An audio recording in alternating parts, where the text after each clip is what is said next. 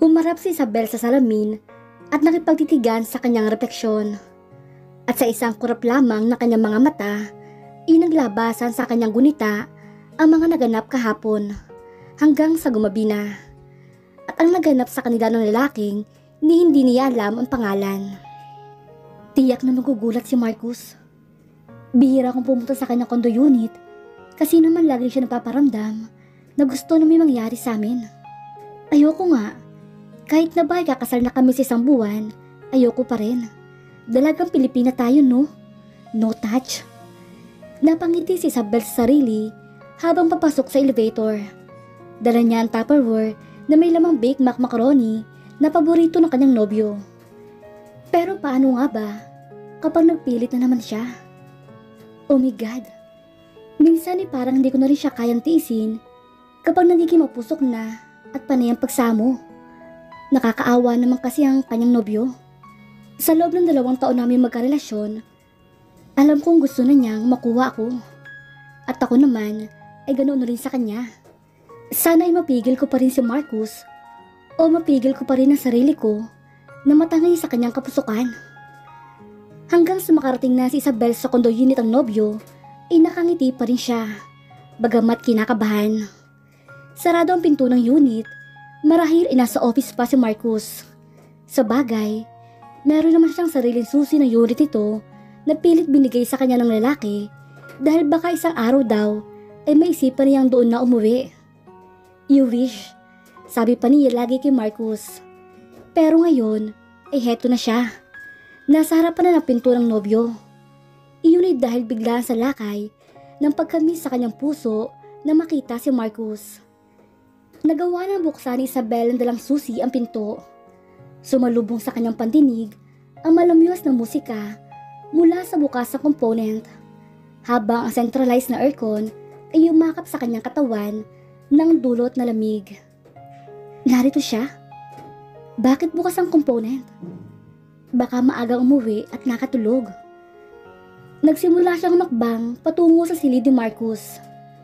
Ngunit natigilan siya sakmang pagpihit ang doorknob ng pinto nang maulingan niya ang tila daing ni Marcus mula sa loob ng silid. Napalunok si Isabel. Bigla ang dating ng realisasyon sa kanyang utak nang marinig niya ang malinaw na sinabi nito. Maging ang pagdating ng realisasyon sa kanyang diwa. May kasamang iba si Marcus. Hindi pa man nakikita aktual na eksena, iyon agad na pumasok sa kanyang isip. Gayunpaman, kahit nakambag na ang bagay na dahilan ng pagkasugat sa kanyang puso, sakali makumpirma niya ang hinala, ay hindi niya kinakatakutan iyon. Itinuloy niyang buksan ang doorknob at tumambad sa kanyang paningin ang kataksilan ng nobyo, kasama ang babae nito. Mga manloko! Mga bastos! Pakiwari ni Isabel ay sinakluban siya ng langit at lupa ng mga sandaling iyon. Ha? Sukat sa malakas niyang tinig ay otomatikong napadilat si Marcus. Isabel? Gimbal na gimbal ito nang makita siya. Manloloko ka! Sinungaling! Isabel, sandali! Nagmamadali nagagilap ng tuwalayang pantapis ang lalaki. Pero nakatakbo na siya palabas ng condo unit. Natigilan siya nang makitang may lalaki nakatayo sa harap ng elevator. Pilit niya pinakalma ang sarili at pinahid ang luha sa pisngi. Hindi niya dapat iyakan si Marcus. He's not worth it para mawala ang poise niya. Nang bumukas ang pinto ng elevator, ay nauna nang pumasok ang lalaki. Sumunod si Isabel at bahagyang yumuko para hindi nito mapansin na umiiyak siya. Tahimik lang sa loob ng elevator dahil sila lang dalawa ang sakay niyon. At alam ni Isabel, lihim na nakikiramdam sa kanya ang kanyang kasabay. Pasimple pa itong sumusulyap sa kaharap nilang dingding na iyari sa malabong salamin. Napapitlag pa ito nang tumunog ang doorbell ng elevator, hudiyat na sinapitan nila ang unang palapag kung saan pareho silang patungo ng lalaki. Eksaktong bumukas iyon at mabilis na nakalabas si Isabel. Dumiretso siya sa main exit at hindi na nilingon ng lalaki na hinuha niya ay nakasunod pa rin ang tingin sa kanya. Dumiretso siya sa parking at sumakay sa second hand niyang kotse at pinaandar iyon. Kung saan siya pupunta ay hindi niya alam. Ang alam lang niya, masakit na masakit ang kanyang puso at para siyang nawala ng mga sandaling iyon. Sa isang resto bar humantong si Isabel. Wala siyang pakialam sa mga taong naroroon, maging ang kaingayan at katuwaan sa paligid. Dahil ang nais lang niya ay uminom, maglasing, saglit na takasan ang sakit sa kanyang puso. Pero ayaw niya mapag-isa, dahil baka sa kanyang pag-iisa ay kung ano pa ang kanyang magawa. Nakakainis naman si Misty. Kung kailan ko kailangan, saka naman wala dito. Inis na ini-off na lamang niya ang kanyang cellphone nang matanggap ang text ng kaibigan na hindi ito makakapunta sa kinaroroonan niya dahil nasa Batangas ito. Kaya sa pagkainisan dalaga, ang napagbalingan niya ang pag-inom ng margarita na kanyang in-order. Hanggang makaapat na siya at damanan niya ang malakas at tama niyon dahil sunod-sunod ba naman ang kanyang inom at order niya. Pero habang naparimi ang kanyang inom at order, nagiging magaan naman ang kanyang pakiramdam.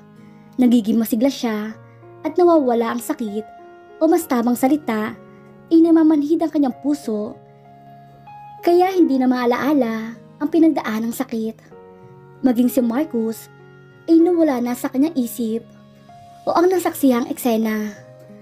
Basta masaya na siya, lalo pa't maya-maya lang, inaengganyo na siyang pumunta sa dance floor at nakipagsiksikan sa mga naroon nagsasayaw kahit na wala siyang kapartner.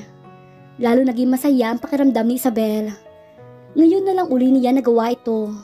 Ang humataw ng sumayaw sa gitna ng dance floor na parabang walang pakialam sa paligid at sa mga tao nakakabunggo ang balikat niya.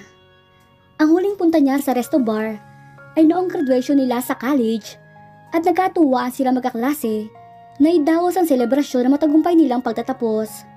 At pagkaraan niyon, inagpakabisi na siya sa pagre-review upang kumuha ng board exam at naging ganap ng CPA.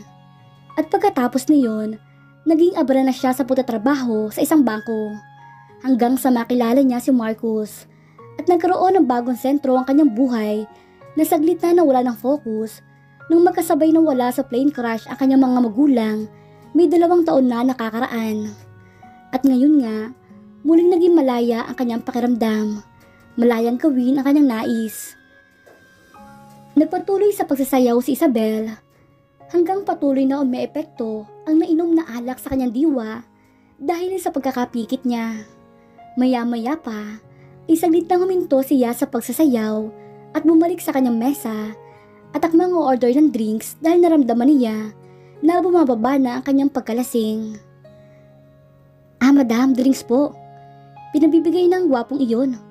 Wika ng isang waiter na lumapit sa kanya. Ha?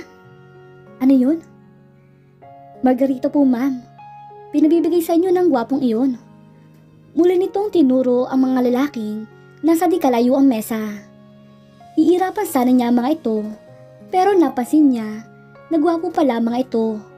Mukhang mga disente at may kaya. At ang lasing pa niyang diwa ay natuwa at kinilig. Okay, tinatanggap ko. Nakangiting sa Adi Isabel, saka itinaas ang kupitang may lamang inumin at nginitian ng mga lalaki sa kanya nakatingin. Nasiyahan naman ang mga ito sa ginawa niya. Maya-maya pa ay isa-isa na naglapitan sa kanya mga ito. Hi Miss Beautiful. Hello guys. Thank you sa drinks ha. Itinaas niya ang kopita at bagyang ininom iyon. You're welcome Miss Beautiful. Sayo naman tayo oh. Please. Mababait kami. Saka mahusay kaming sumayaw. And since wala ka namang kasama, hayaan mong samahan ka namin. Mag-enjoy tayo ngayong gabi. Hindi pinansin ni Isabel ang munting tinig na nagbibigay ng babala sa kanya. O sige. At sa halip ay tugon niya. Pero bago siya sumama sa mga ito sa dance floor, ay diretso niyang ininom ang laman ng kopita. Napakurap si Isabel sa bahaging iyon ng alaala niya. Dahil ang mga sumunod na pangyayari ay wala na siyang matandaan pa. Oh my God! 4 ang lalaking iyon. Ibig bang sabihin ay hindi niya magawang ituloy ang isiping iyon. Ngunit alam niya, isang pagtaka sa kanyang mapait na sinapit ang itanggi sa isip ang bagay na iyon. Wala siyang nagawa kundi ang mag-iiyak na lamang. Hindi alam ni Isabel kung ano ang gagawin o kung paano haharapin ang lahat. Nag-iiyak na lamang siya maghapon at tila hindi nagkaroon ng puwang ang gutom. Maging ang tawag ni Marcus ay hindi niya pinapansin o kahit ang tawag na opisina ang pinapasukan niya. Namamagana ang mga mata niya sa kaiiyak. Sumasakit na rin ang kanyang ulo pero wala pa rin siyang mabuong solusyon sa problema niya. At ano pa nga bang mabubuong solusyon? Naibabalik ba niyo ng nawalang dangal? Nang sumapit na ang gabi, nakatulog na naman siya dahil sa pagod at sakit ng kanyang ulo at ang magising kinabukasan ay tila robot na nag-shower ang dalaga.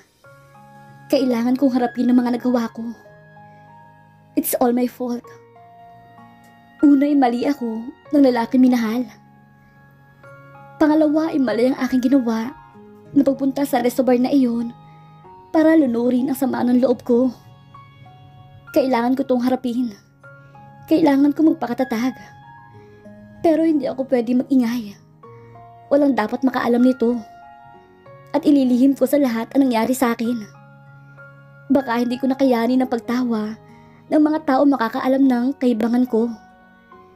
Kapag nagreklamo ako, mabibilad lamang ako sa kahihiyan. Lalo pa't ni hindi ko natatandaan ang mga mukha ng lalaking iyon.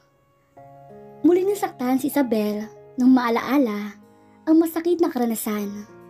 Pero pagkatapos niyon ay hinamig niya ang sarili at binalikan sa party ng resto bar ang kotse niyang na iwang nakaparada roon. At pagkaraan pa ng ilang araw, buong tatag niyang hinarap ang buhay. Balik trabaho siya kahit pa wala ng sigla ang kanyang buhay. At kahit pa patuloy sa pagtatanong ang mga tao sa paligid niya kung bakit hindi na matutuloy ang kasal ni Larry Marcus. Break na kami. Ayoko na sa kanya. Okay? Lagi niyang sinasagot sa makukulit na nagtatanong sa kanya. At ang patuloy na pagsamo at paghingi ng tawad ni Marcus ay hindi na niya pinakinggan. Nagbingi-bingihan, nagbulag-bulagan siya sa presensya ng lalaki. Hanggang lumipas na ang mga araw. Kahit paano, ay natatahimik na rin ang kanyang kalooban sa isiping inilihim niya ang lahat. At sa wakas, ay tumigil na rin si Marcus sa pangungulit sa kanyang kapatawaran. Pero ang akala ni Isabel na magiging ganon lang kasimple niya makakalimutan ang nangyari sa kanyang buhay ay nagkakamali siya. Napabalikwas ang bangon si Isabel. Pagkuway sa pambibig at tinakbo ang banyo at doon ay binuga ang inakalang laman ng bumabaliktad na sikmura. Nagduduwal siya sa lababo, ngunit nangihina na siya at pawis na pawis ay wala naman siyang maisuka. Humihingal na naghilamos na lamang ang dalaga at tumarap sa salamin. Ano nangyayari? Bakit ang sama ng pakiramdam ko? Bakit? Parang umiikot ang mundo ko. Nangihina pa rin na kumapit siya sa dingding. Namaybay siya pabalik sa kama upang kahit na paano ay mabigyan ng suporta ang bumibigay at nangangalog ng mga tuhod. Hilong-hilo pa rin nang makarating siya sa kama. Pati hayang nahiga at nakipagtitigan sa kisame at tila Ferris wheel na umiikot sa kanyang paningin. Anong ibig sabihin ito? Oh my God! Huwag naman po sana. Hindi maaari ito. Nagsumigaw sa pagtutol ang kanyang kalooban nang lumabas ang isang hinala sa kanyang isip. Hindi ako maaaring mabuntis. Hindi pwede. Sinikap niyang makabangon at nagbalik sa banyo para mag-shower. Baka sakaling guminhawa ang kanyang pakiramdam. Bagyangan ay masmasan si Isabel na makapag-shower. Sinamantala niya ang pagkakataong iyon para sumaglit sa butika at bumili ng pregnancy test kit. Hindi ba ari to? Para lang lalong magimbal nang matiyak niyang buntis nga siya. No! Hindi maaari ito! Ayoko! At sa kagustuhan ng nadaramang pagtanggi sa kinaharap ng sitwasyon, ay nasuntok niya ang kanyang sariling puson. Hindi maaari! Ayoko sa batang to! Ayoko! Mga walang pusong iyong ama! At sino sa kanila ang iyong ama? Sino? Halo ang luha at pawis na unti-unti siyang napaupo sa sahig ng banyo na animo na upos na kandila. Ayoko magbuntis. Ayoko sa batang to. Habang patuloy siya sa pag-iyak. Ayoko.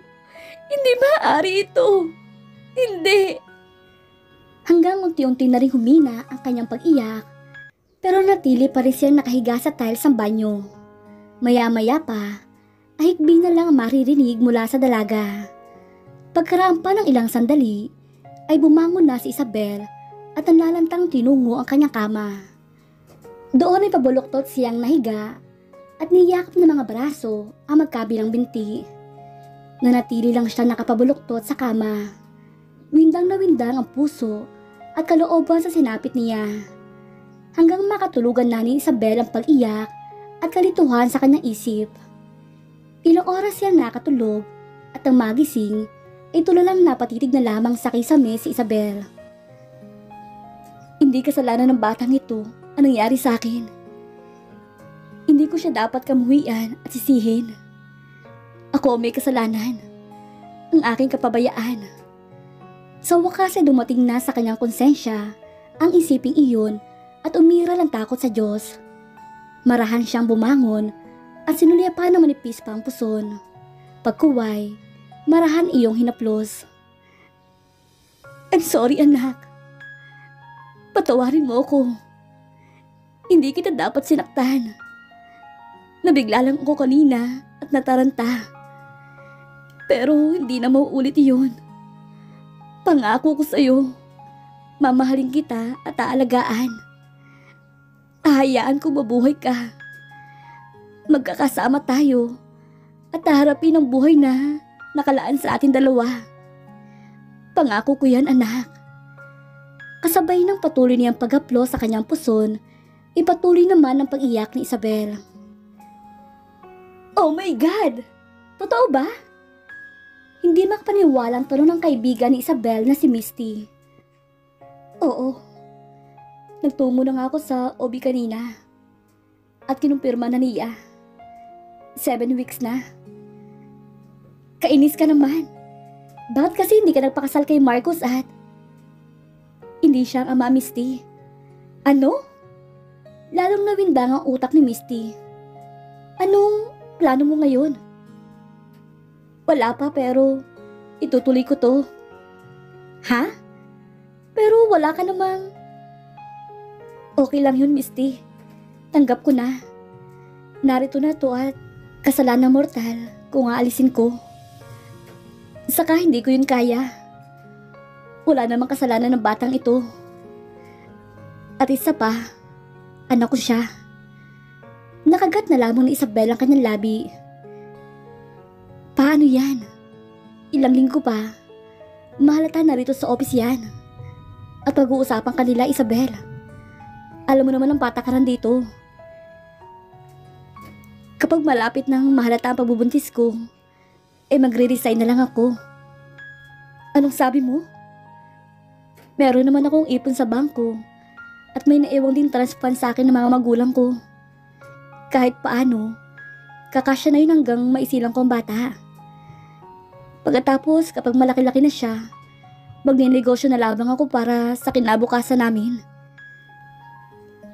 May sarili naman akong bahay at hindi umuupa. Pero Isabel, hindi ganun kadali ang plano mo. Alam ko yun, Misty. Pero kailangan ko maging matatag. At ayoko nang dagdagan pa ang nagawa kong pagkakamali. Napabuntong hininga na lamang si Misty. Sige, friend. Tuloy mo yan. Tama ka naman eh. Walang kasalanan ng bata at anak mo siya. Bukod pa sa kasalanan, kung aalisin siya. Pero huwag kang mag-alala. Narito lang ako. Nakasuporta lang ako sa'yo at wala kang maririnig sa akin na panghusga. Maraming salamat, Misty.